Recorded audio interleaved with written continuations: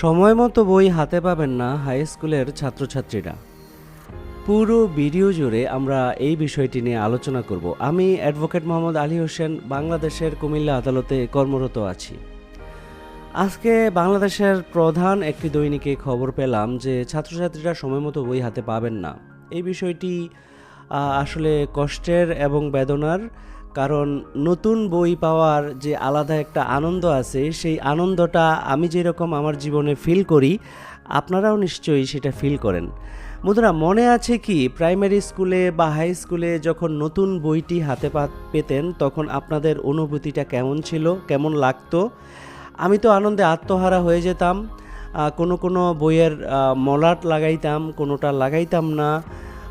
কোনোটা হাতে পেয়ে কিছুদিন নতুন রাখার জন্য, নতুন দেখতে যাতে চকচকে ভাবটা থাকে সেজন্য মলাট সাথে সাথেই করতাম না।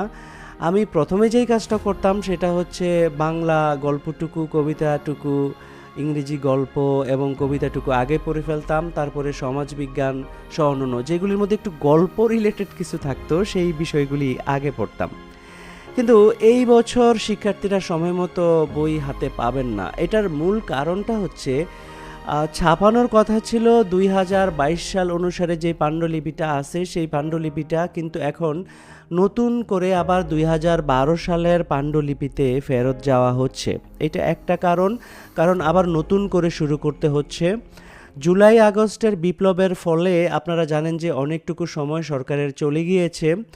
নতুন সরকার ক্ষমতায় এসেছেন, ওনারা এসে আগের যাদের সাথে টেন্ডার ছিল সেই টেন্ডারটি বাতিল করেছেন, নতুন পাণ্ডুলিপি তৈরি করার বিষয়ে হাত দিয়েছেন বা মডিফাই করতেছেন এবং নতুন করে তহবিল বরাদ্দ করা লাগছে। আপনারা জানেন যে আগে আমাদের দেশের অনেক পাঠ্যপুস্তক ভারত থেকে ছাপা হয়ে আসতো।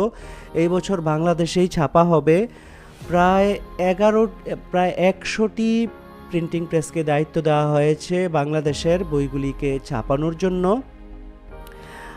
পুরো সেটটি এই জানুয়ারির মধ্যে দিতে না পারলেও অন্তত 5টি বই দেওয়ার ইচ্ছা আছে এনটিসিবির, কিন্তু এই কাজটাও সময় মতো করতে পারবেন কিনা সন্দেহ আছে, কারণ এখনও প্রিন্টিং প্রেসের কাছে এই বইগুলির পাণ্ডুলিপি পৌঁছে দেওয়া হয়নি। এবং এখন থেকে শুরু করে যদি 30 কোটি বই ছাপাইতে হয় তাহলে প্রিন্টিং প্রেসগুলির অন্তত 90 দিন সময় লাগবে। এই কথাটি জানিয়েছেন প্রিন্টিং প্রেসের সাবেক সভাপতি জনাব তোফায়েল। অর্থাৎ এখন যদি পাণ্ডুলিপি দিয়ে দেওয়া হয় এবং পুরো 30 কোটি বই যদি ছাপাইতে হয় তাহলে 3 মাস সময় লাগলে আপনারা ধরে নিতে পারেন যে ফেব্রুয়ারি মাসের মাঝামাঝি বা মার্চের শুরুতে স্টুডেন্টরা বই হাতে পাবেন।